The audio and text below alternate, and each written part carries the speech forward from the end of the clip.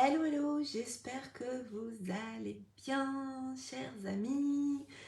Dites-moi comment ça va de votre côté. Laissez-moi un petit message en commentaire, en live ou en replay. En replay, mettez un petit hashtag replay, comme ça je sais que c'est un message après coup. Puis moi, comme ça, je viens vous voir.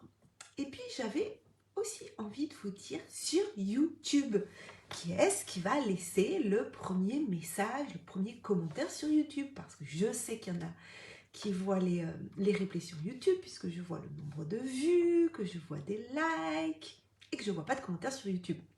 Donc, j'ai envie, s'il vous plaît, qu'on aille mettre des commentaires sur YouTube. Ou alors, c'est qu'il y a un problème de commentaires sur YouTube. Je ne sais pas. Bon, alors, de quoi je vais vous parler ce soir? Hier, je vous ai dit qu'on était à 7 jours de l'ouverture du congrès de l'écologie relationnelle, la 3e édition. Et je vous ai parlé de cette belle équipe qui m'accompagne, Valérie Maillet, Laetitia Donez, Virginie David. Voilà, 3 magnifiques coéquipières pour ce voyage. Et ce soir, j'avais envie de vous parler des bénévoles. Alors les bénévoles, je vous en ai déjà parlé, c'est des bénévoles qui donnent du love. On les appelle les bénévoles. Et depuis à la première édition, donc j'avais Valérie qui était là, qui m'avait beaucoup aidée.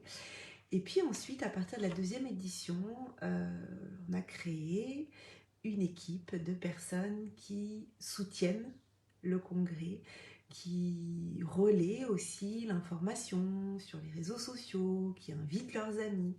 Et puis cette année, je leur ai demandé quelque chose parce que suite à la 2e édition en janvier, j'avais eu des demandes de personnes malentendantes qui regrettaient en fait de ne pas pouvoir accéder aux entrevues, et j'avais eu aussi une demande aussi parce que j'avais Virginie Delalande dans les conférenciers, et que Virginie Delalande, je ne sais pas si vous la connaissez, mais si vous ne la connaissez pas, je vous invite vraiment à la découvrir. C'est la première avocate sourde de France, sourde mais pas muette, elle parle, donc elle a fait 20 ans d'orthophonie, elle est extraordinaire, Virginie, donc Virginie Delalande, et donc j'avais eu cette demande. Hello Anne-Claire, je viens juste de démarrer, t'as juste raté l'intro, mais tout est ok. Merci d'être là, ça me fait plaisir de voir tes petits cœurs qui arrivent quand tu te connectes. Et donc j'avais eu cette demande, coucou, j'avais eu cette demande l'année dernière de sous-titrage des entrevues. Et le sous-titrage, on peut le faire de manière gratuite sur YouTube par exemple, mais ça sous-titre pas non plus parfaitement, voilà. Donc j'avais pas envie d'une solution gratuite qui soit pas à la hauteur, et qui, on va dire, qui induit plus en erreur les personnes, voilà, que si... bon. Donc, suite à la 2e édition, je me suis dit, bon, il va falloir que je le fasse. J'ai pris la décision que ça serait fait dès la 3e édition. Il y a des choses que je n'ai pas fait faire. Il y a des posts sur lesquels j'ai dit non, ça je ne le fais pas, on verra plus tard. Mais vraiment, le sous-titrage, j'avais pris un engagement de le faire dès la 3e édition. J'ai regardé un petit peu ce qui existait, s'il y avait des logiciels par l'intelligence artificielle qui le faisaient. Et j'ai trouvé un logiciel qui fait un sous-titrage. Alors ça, je ne sais plus combien ça me coûte, mais là il y a 9 heures d'entrevue, ça a dû me coûter 120 €, je sais plus exactement. On achète par bloc d'une heure. Et ouais, ça doit être ça, si j'ai fait... ça doit être 12 € l'heure. Ouais, ça doit être ça. Entre 11 et 12 € l'heure, voilà. Donc, on prend un forfait, on le passe à la moulinette, et ça nous fait un sous-titrage, mais c'est bon à 90%. Donc, il y a besoin d'une relecture, il y a besoin de revoir ça. Et, euh, et donc, comme j'avais des personnes qui m'avaient proposé de le faire, eh bien, j'ai envoyé un message à mon équipe des Bénéloves et je leur ai demandé, voilà, est-ce qu'il y a 9 entrevues qui durent à peu près 45 minutes, est-ce que certaines, c'était que des femmes, seraient OK pour faire une relecture et une correction dans ce logiciel. Donc, le logiciel que j'utilise, c'est HappyScribe. Et je dis, je vous fais un tutoriel pour vous expliquer comment vous pouvez aller directement dedans faire la correction. Bon. Et puis, j'ai eu, donc il y avait 12 entrevues, j'ai eu 11 personnes. 11 personnes qui se sont proposées. Donc c'était génial parce que ça leur faisait une entrevue chacune. Et puis, il y en a une qui a accepté d'en faire 2. Et à un moment donné, et je vais vous partager en toute authenticité, et je ne rejette la faute sur personne, et voilà, mais j'ai traîné en fait, j'ai un peu traîné à aller voir en fait, moi, à aller faire une relecture, à aller revoir ce qui avait été fait. Et il y a une entrevue où j'ai dû quasiment tout reprendre, tout refaire, la relecture, faire parce qu'il y avait des choses qui n'étaient pas bien corrigées, il y avait des ponctuations qui n'étaient pas... Enfin voilà, ça induisait en erreur, il y avait des mots qui n'étaient pas forcément bien orthographiés. Bon. Et, euh, et là, ça m'a ramené à ce que j'ai pu vivre aussi à d'autres moments, pendant la deuxième édition aussi, c'est travail avec des gens qui l'ont déjà fait, où tu es sûr que c'est bien fait. Alors, je ne veux pas du tout critiquer parce que ces personnes, et je les adore, ont fait ça bénévolement, avec beaucoup de love. Alors, c'est pas sur la majorité, hein, et c'est pour l'instant, je vous dis là, j'ai pris ça très en retard, donc je n'ai pas encore tout regardé. Mais une des premières entrevues que j'ai regardées, j'ai dû quasiment tout revérifier. Donc ça m'a pris, les entrevues durent 3/4 d'heure, donc ça m'a pris minimum 3/4 d'heure, quasiment 1 heure pour reprendre certaines phrases.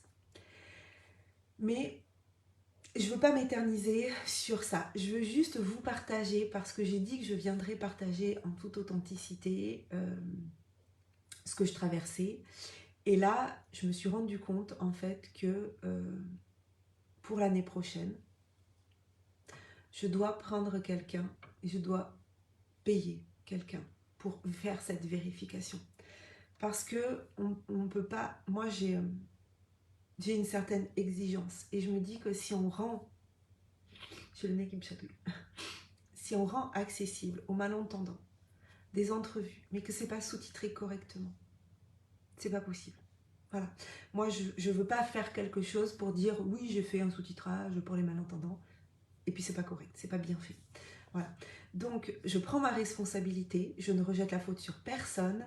La grande majorité, quasiment toutes les Bénéloves ont fait un travail formidable, vraiment. Et là, je suis en train de reprendre en fait tout ce qui a été fait.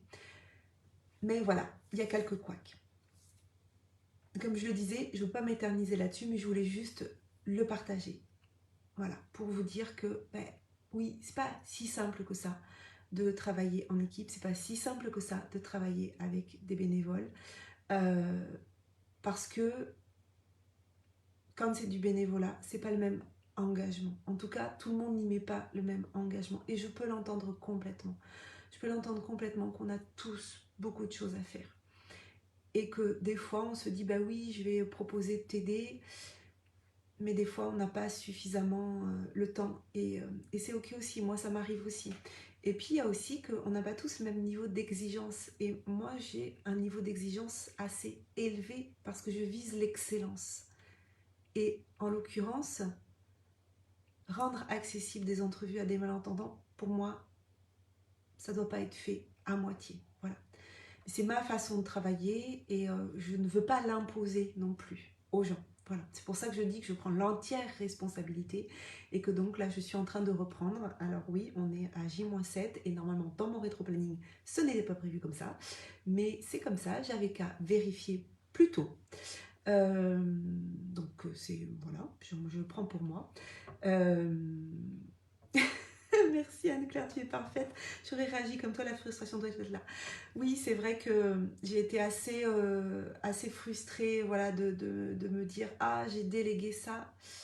Et là, il y a une entrevue où c'est pas ok pour moi. Donc, je prends le temps de le faire et je tire l'apprentissage de ça. Déjà, peut-être que dans certaines personnes qui ont fait un travail extraordinaire de sous-titrage, de vérification du sous-titrage, peut-être que je leur proposerai pour les prochaines éditions, si elles veulent le refaire, et de les payer.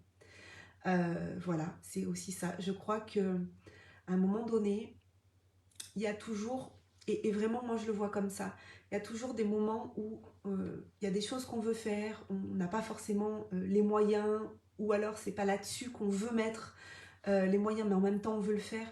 Moi il y avait plein de postes que je voulais faire. Je voulais faire du sketchnoting, donc voilà, un résumé des entrevues avec des dessins, enfin le faire pas moi, hein, parce que moi je sais pas faire ça, mais payer quelqu'un pour le faire. Et c'était un poste qui revenait très cher parce que c'était 100 euros le dessin. Donc pour 12 entrevues, ça me faisait 1200 euros.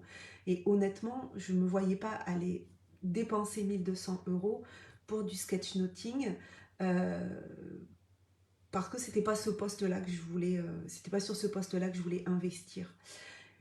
En revanche, je voulais vraiment faire le sous-titrage, mais je savais pas combien ça allait me revenir. Donc, du coup, j'ai dépensé moins pour faire passer à la moulinette de l'intelligence artificielle donc les entrevues.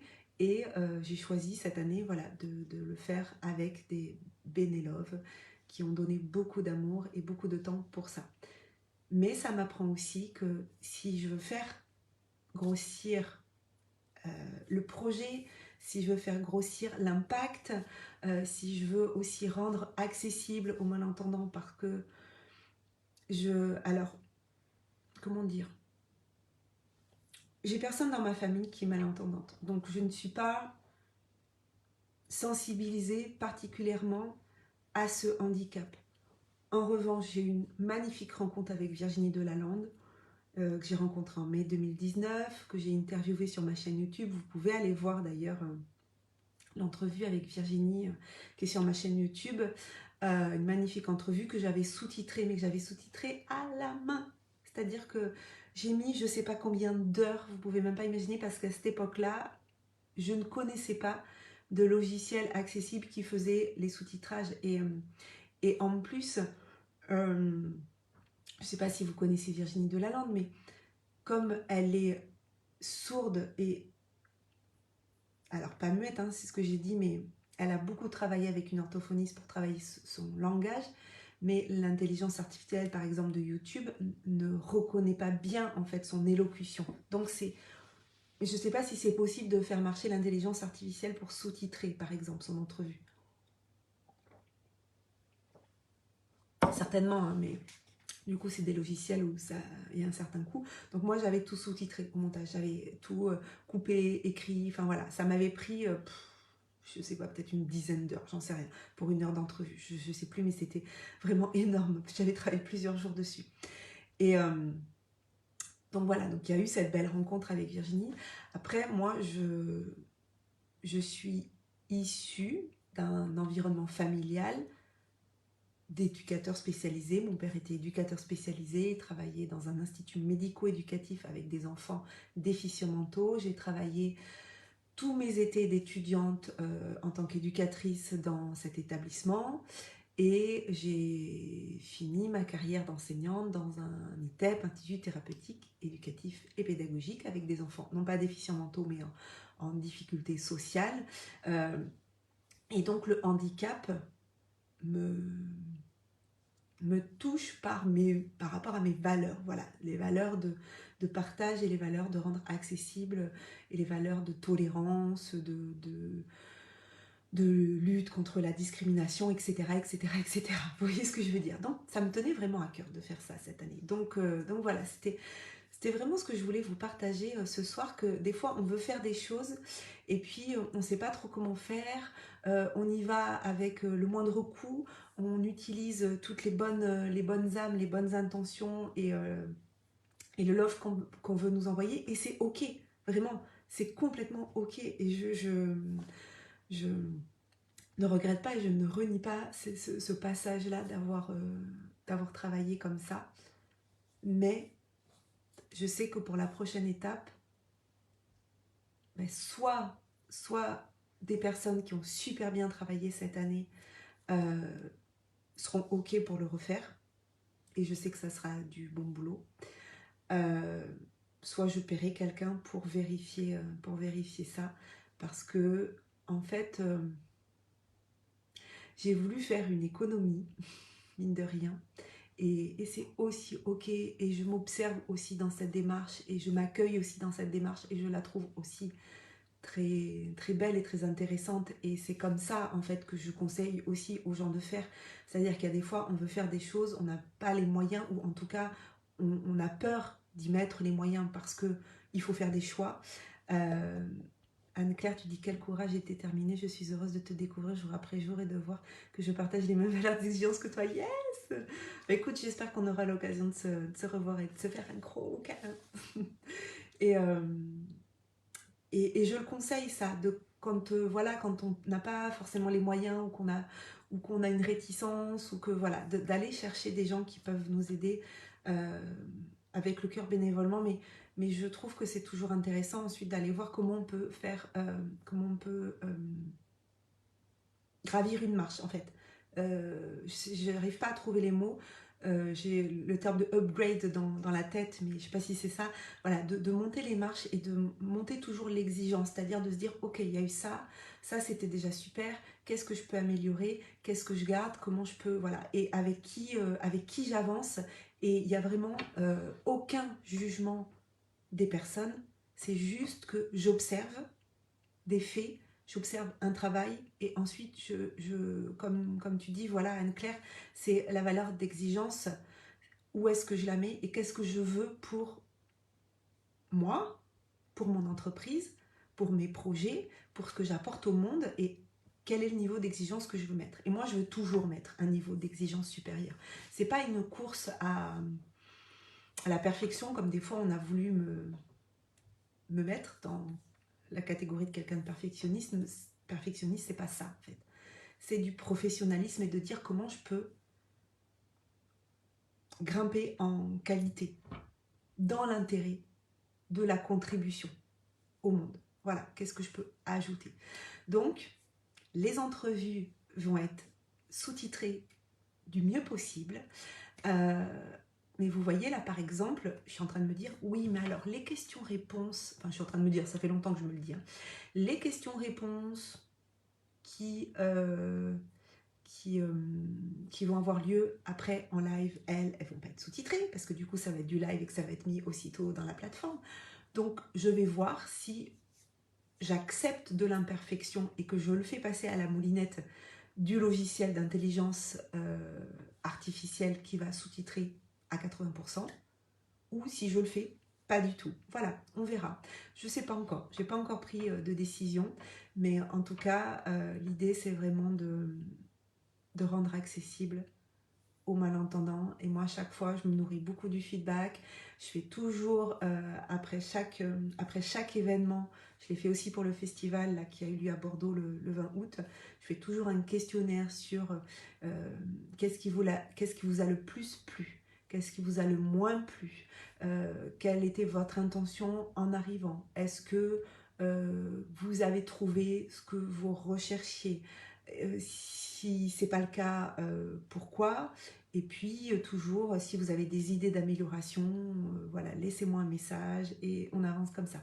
Et c'est comme ça en fait qu'on avance et c'est comme ça qu'on grandit et c'est comme ça qu'on contribue encore plus au monde. Donc voilà. Donc sur ce, je vais vous laisser. Je vais vous souhaiter une très très belle soirée, une belle nuit.